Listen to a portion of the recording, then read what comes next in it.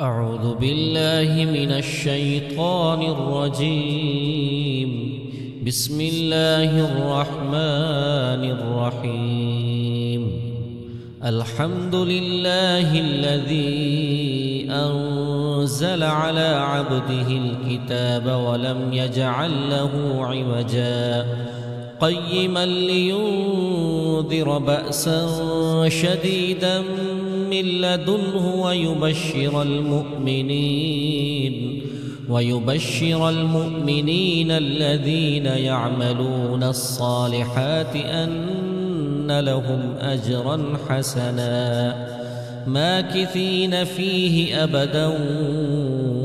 وينذر الذين قالوا اتخذ الله ولدا ما لهم به من علم ولا لآبائهم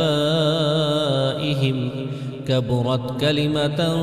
تخرج من أفواههم إن يقولون إلا كذبا فلعلك باخع نفسك على آثارهم إن لم يؤمنوا بهذا الحديث أسفا إنا جعلنا ما على الأرض زينة لها لنبلوهم أيهم أحسن عملا وإنا لجاعلون ما عليها صعيدا جرزا أم حسبت أن أصحاب الكهف والرقيم كانوا من آياتنا عجبا إذ أوى الفتية إلى الكهف فقالوا ربنا آتنا من لدنك رحمة وهيئ لنا من أمرنا رشدا فضربنا على آذانهم في الكهف سنين عددا ثم بعثناهم لنعلم أي الحزبين أحصى لما لبثوا أمدا نحن نقص عليك نبأهم بالحق إنهم فتية آمنوا بربهم وزدناهم هدى وربطنا على قلوبهم إذ قاموا فقالوا ربنا رب السماوات والأرض لن ندعو من دونه إلها لقد قلنا إذا شططا هؤلاء قومنا اتخذوا من دونه آلهة لولا يأتون عليهم بسلطان بين فمن أظلم ممن افترى على الله كذبا وإذ اعتزلتموهم وما يعبدون إلا الله فأووا إلى الكهف ينشر لكم ربكم من رحمته ويهيئ لكم من أمركم مرفقا وترى الشمس إذا طلعت تزاور عن كهفهم ذات اليمين وإذا غربت تقرضهم ذات الشمال وهم في فجوة منه ذلك من آيات الله من يهد الله فهو المهتد ومن يضلل فلن تجد له وليا مرشدا وتحسبهم أيقاظا وهم رقود ونقلبهم ذات اليمين وذات الشمال وكلبهم باسط ذراعيه بالوصيد لو اطلعت عليهم لوليت منهم فرارا ولملئت منهم رعبا وكذلك بعثناهم ليتساءلوا بينهم قال قائل منهم كم لبثتم قالوا لبثنا يوما أو بعض يوم قالوا ربكم أعلم بما لبثتم فابعثوا أحدكم ببرقكم هذه إلى المدينة فلينظر أيها أزكى طعاما فليأتكم برزق منه وليتلطف ولا يشعرن بكم أحدا إنهم إن يظهروا عليكم يرجموكم أو يعيدوكم في ملتهم ولن تفلحوا إذا أبدا وكذلك أعثرنا عليهم ليعلموا أن وعد الله حق وأن الساعة لا ريب فيها إذ يتنازعون بينهم أمرهم فقالوا ابنوا عليهم بنيانا ربهم أعلم بهم قال الذين غلبوا على أمرهم لنتخذن عليهم مسجدا سيقولون ثلاثة رابعهم كلبهم ويقولون خمسة سادسهم كلبهم رجما بالغيب ويقولون سبعة وثامنهم كلبهم قل ربي أعلم بعدتهم ما يعلمهم إلا قليل فلا تمار فيهم إلا مراء ظاهرا ولا تستفت فيهم منهم أحدا ولا تقولن لشيء إني فاعل ذلك غدا إلا أن يشاء الله واذكر ربك إذا نسيت وقل عسى أن يهديني ربي لأقرب من هذا رشدا ولبثوا في كهفهم 300 سنين وازدادوا 9 قل الله أعلم بما لبثوا له غيب السماوات والأرض أبصر به وأسمع ما لهم من دونه من ولي ولا يشرك في حكمه أحدا واتل ما أوحي إليك من كتاب ربك لا مبدل لكلماته ولن تجد من دونه ملتحدا واصبر نفسك مع الذين يدعون ربهم بالغداة والعشي يريدون وجهه ولا تعد عيناك عنهم تريد زينة الحياة الدنيا ولا تطع من أغفلنا قلبه عن ذكرنا واتبع هواه وكان أمره فرطا وقل الحق من ربكم فمن شاء فليؤمن ومن شاء فليكفر إنا أعتدنا للظالمين نارا أحاط بهم سرادقها وإن يستغيثوا يغاثوا بماء كالمهل يشوي الوجوه بئس الشراب وساءت مرتفقا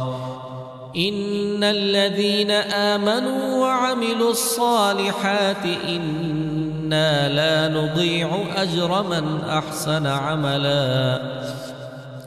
أولئك لهم جنات عدن تجري من تحتهم الأنهار يحلون فيها من أساور من ذهب ويلبسون ثيابا خضرا من سندس واستبرق متكئين فيها على الأرائك نعم الثواب وحسنت مرتفقا واضرب لهم مثل الرجلين جعلنا لأحدهما جنتين من أعناب وحففناهما بنخل وجعلنا بينهما زرعا كلتا الجنتين آتت أكلها ولم تظلم منه شيئا وفجرنا خلالهما نهرا وكان له ثمر فقال لصاحبه وهو يحاوره أنا أكثر منك مالا وأعز نفرا ودخل جنته وهو ظالم لنفسه قال ما أظن أن تبيد هذه أبدا وما أظن الساعة قائمة ولئن رددت إلى ربي لأجدن خيرا منها منقلبا قال له صاحبه وهو يحاوره أكفرت بالذي خلقك من تراب ثم من نطفة ثم سواك رجلا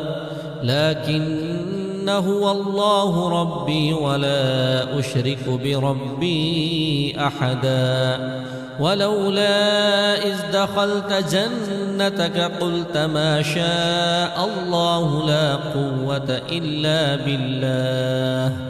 إن ترني أنا أقل منك مالا وولدا فعسى ربي أن يؤتيني خيرا من جنتك ويرسل عليها حسبانا من السماء فتصبح صعيدا زلقا أو يصبح ماؤها غورا فلن تستطيع له طلبا وأحيط بثمره فأصبح يقلب كفيه على ما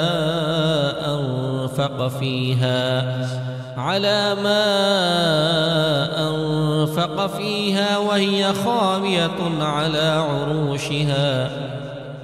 على عروشها ويقول يا ليتني لم أشرك بربي أحدا ولم تكن له فئة ينصرونه من دون الله وما كان منتصرا هنالك الولاية لله الحق هو خير ثوابا وخير عقبا واضرب لهم مثل الحياة الدنيا كماء أنزلناه من السماء فاختلط به نبات الأرض فأصبح هشيما تذروه الرياح وكان الله على كل شيء مقتدرا المال والبنون زينة الحياة الدنيا والباقيات الصالحات خير عند ربك ثوابا وخير أملا ويوم نسير الجبال وترى الأرض بارزة وحشرناهم فلم نغادر منهم أحدا وعرضوا على ربك صفا لقد جئتمونا كما خلقناكم أول مرة بل زعمتم أن لن نجعل لكم موعدا ووضع الكتاب فترى المجرمين مشفقين مما فيه ويقولون يا ويلتنا ما لهذا الكتاب لا يغادر صغيرة ولا كبيرة إلا أحصاها ووجدوا ما عملوا حاضرا ولا يظلم ربك أحدا وإذ قلنا للملائكة اسجدوا لآدم فسجدوا إلا إبليس كان من الجن ففسق عن أمر ربه أفتتخذونه وذريته أولياء من دوني وهم لكم عدو بئس للظالمين بدلا ما أشهدتهم خلق السماوات والأرض ولا خلق أنفسهم وما كنت متخذ المضلين عضدا ويوم يقول نادوا شركائي الذين زعمتم فدعوهم فلم يستجيبوا لهم وجعلنا بينهم موبقا ورأى المجرمون النار فظنوا أنهم مواقعوها ولم يجدوا عنها مصرفا ولقد صرفنا في هذا القرآن للناس من كل مثل وكان الإنسان أكثر شيء جدلا وما منع الناس أن يؤمنوا إذ جاءهم الهدى ويستغفروا ربهم إلا أن تأتيهم سنة الأولين أو يأتيهم العذاب قبلا وما نرسل المرسلين إلا مبشرين ومنذرين ويجادل الذين كفروا بالباطل ليدحضوا به الحق واتخذوا آياتي وما أنذروا هزوا ومن أظلم ممن ذكر بآيات ربه فأعرض عنها ونسي ما قدمت يداه إنا جعلنا على قلوبهم أكنة أن يفقهوه وفي آذانهم وقرا وإن تدعهم إلى الهدى فلن يهتدوا إذن أبدا وربك الغفور ذو الرحمة لو يؤاخذهم بما كسبوا لعجل لهم العذاب بل لهم موعد لن يجدوا من دونه موئلا وتلك القرى أهلكناهم لما ظلموا وجعلنا لمهلكهم موعدا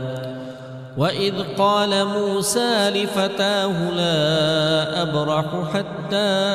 أبلغ مجمع البحرين أو أمضي حقبا فلما بلغا مجمع بينهما نسيا حوتهما فاتخذ سبيله في البحر سربا فلما جاوزا قال لفتاه آتنا غداءنا لقد لقينا من سفرنا من سفرنا هذا نصبا قال أرأيت إذ أوينا إلى الصخرة فإني نسيت الحوت وما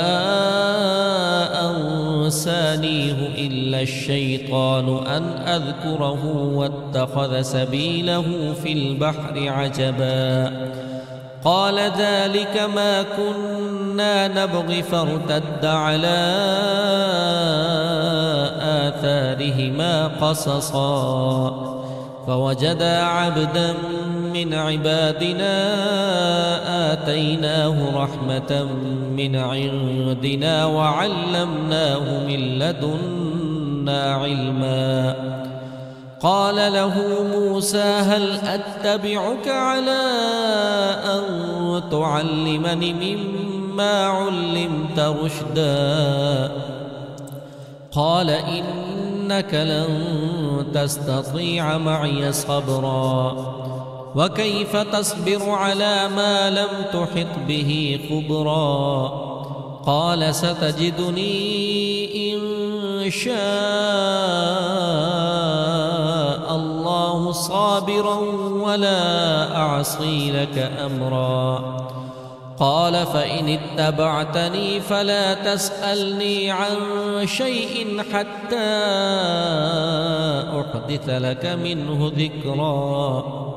فانطلقا حتى إذا ركبا في السفينة خرقها قال أخرقتها لتغرق أهلها لقد جئت شيئا إمرا قال ألم أقل إنك لن تستطيع معي صبرا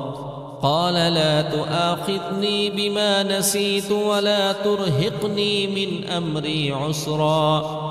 فانطلقا حتى إذا لقيا غلاما فاقتله قال أقتلت نفسا زكية بغير نفس لقد جئت شيئا نكرا قال ألم أقل لك إنك لن تستطيع معي صبرا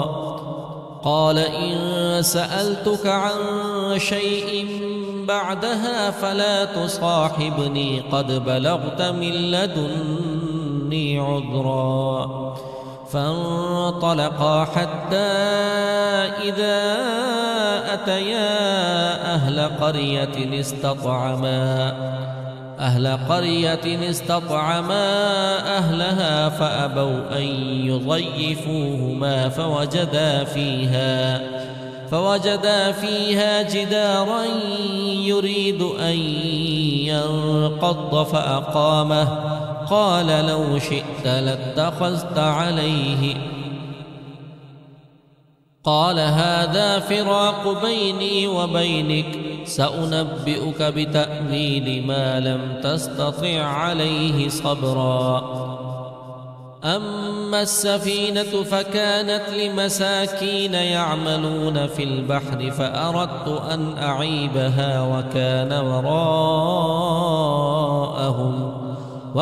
وراءهم ملك يأخذ كل سفينة غصبا وأما الغلام فكان أبواه مؤمنين فخشينا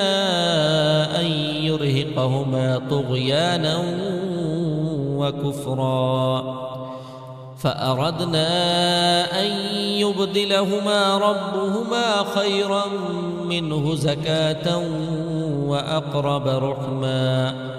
وأما الجدار فكان لغلامين يتيمين في المدينة وكان تحته كنز لهما وكان أبوهما صالحا فأراد ربك أن يبلغا أشدهما ويستخرجا كنزهما رحمة من ربك